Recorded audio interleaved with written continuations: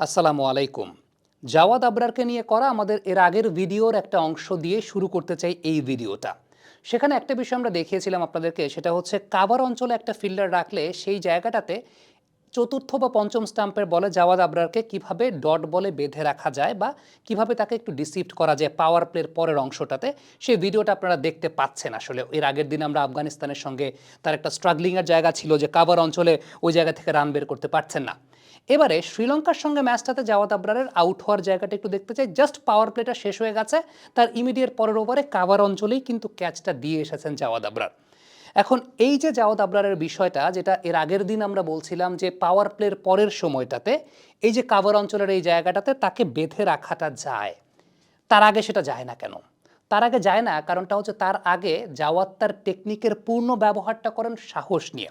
মূলত একটু শুরু থেকেই বলি, এর আগের ভিডিওতে আমরা বলেছিলাম যে জাওয়াদ আবরারের ব্যাটিংয়ের একটা চমৎকার বৈশিষ্ট্য, একটা বেশ ভালো বৈশিষ্ট্য জায়গাটা হচ্ছে whether it's spinners or it's pace bowlers, Jawad always shuffle করে চতুর্থ স্টাম্পের দিকে চলে আসেন। চতুর্থ স্টাম্পের দিকে চলে আসেন দেখে আলটিমেটলি ওই যে একটা বিষয় আছে না যে পেস বোলাররা ওপেনিং ব্যাটারদেরকে নতুন বলে 4 নম্বর স্টাম্পের বলে বিট করে। 4 নম্বর স্টাম্প মানে আমরা যেটাকে বলি করিডোর অফ আনসার্টেনিটি। সো জাওয়াদের ক্ষেত্রে যখন তিনি সরে আসছেন 4 নম্বর স্টাম্প বরাবর, সো ওই করিডোর অফ আনসার্টেনিটি বিল্ড করতে পারে না পেস বোলাররা বা তৈরি করতে পারে না। তখন যে বিষয়টা ঘটে, এই হিটিং আর্কের মধ্যে বল দেয় এবং Jawad is very much strong on his on side এবং রিস্টে খুব স্ট্রং। খুব সুন্দর সুন্দর কিছু অন ড্রাইভ জাওয়াত করে ওয়াইডিশ লং অন অঞ্চল দিয়ে, মিড উইকেট অঞ্চল দিয়ে, সেগুলো আমরা দেখেছি, কিংবা স্কোয়ার লেগ অঞ্চল দিয়ে বেশ কিছু শর্ট অফ লেন্থের বলকে পেলে পুল করতে পারে, সেগুলো দেখেছি। ইভেন যখন সে 4 নম্বর স্টাম্পে চলে আসছে তখন নতুন বলে বোলাররা তখন তাকে আবার একটু বেশি এক্সট্রা বিট অফ রুমও দিয়ে দেয়, সেগুলোকেও চমৎকারভাবে অফসাইডে তিনি শট খেলতে পারেন এবং তার অফসাইডে শট খেলা দেখলে এটা এক ধরনের চোখের শান্তি।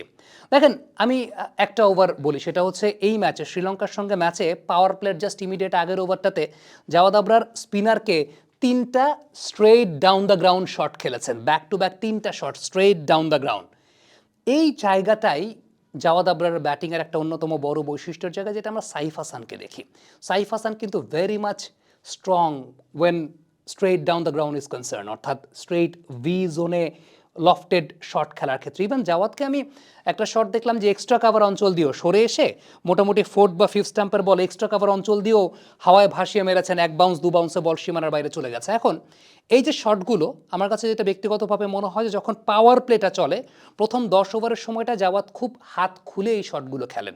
জাওয়াদ কনফিডেন্টলি এই শটগুলো খেলেন, যেহেতু মাত্র 2জন ফিল্ডার সার্কেলের বাইরে থাকে, দেখতেও খুব ভালো লাগে।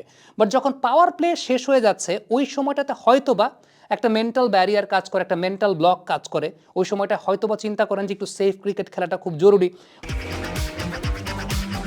বাবা, এত এনার্জি কই পাও? এই পাওয়ার চুমুকে অ্যাকশন। ইভেন যে বলটা যাওয়ার আউট হয়েছেন ওই বলটা আমার কাছে যেটা ব্যক্তিগতভাবে মনে হয় যে পাওয়ার প্লের আগে, মানে পাওয়ার প্লের সময় প্রথম 10 ওভারের মধ্যে হলে জাওয়াদ হয়তোবা ট্রাই করতেন, জাওয়াদ হয়তোবা উপরেও ট্রাই করতেন, এক্সট্রা যদি কাভারও খেলতেন, এক্সট্রা কাভারও খেলতেন, আর উপর দিয়ে ট্রাই করতেন, উপর দিয়ে হয়তোবা তিনি শট খেলতে যেতেন। সো এই জায়গাটা আমার কাছে মনে হয় যে একটা সাইকোলজিক্যাল জায়গা আছে। হ্যাঁ, he needs to find safer way to score runs.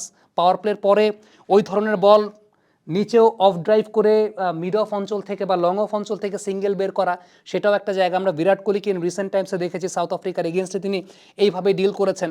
এটার সঙ্গে সঙ্গে আমার কাছে মনে হয় তার যে স্ট্রেংথ, ওই স্ট্রেংথের জায়গাটা পাওয়ার প্লের পরেও তার আসলে খুলে খেলা উচিত। কারণ আমার বিশ্বাসের জায়গা, তিনি যদি ওই তার স্ট্রেংথের উপর বিলিভ করে শট খেলেন তিনি বের করে দিবেন, তিনি ওইটা বের করার সামর্থ্য রাখেন।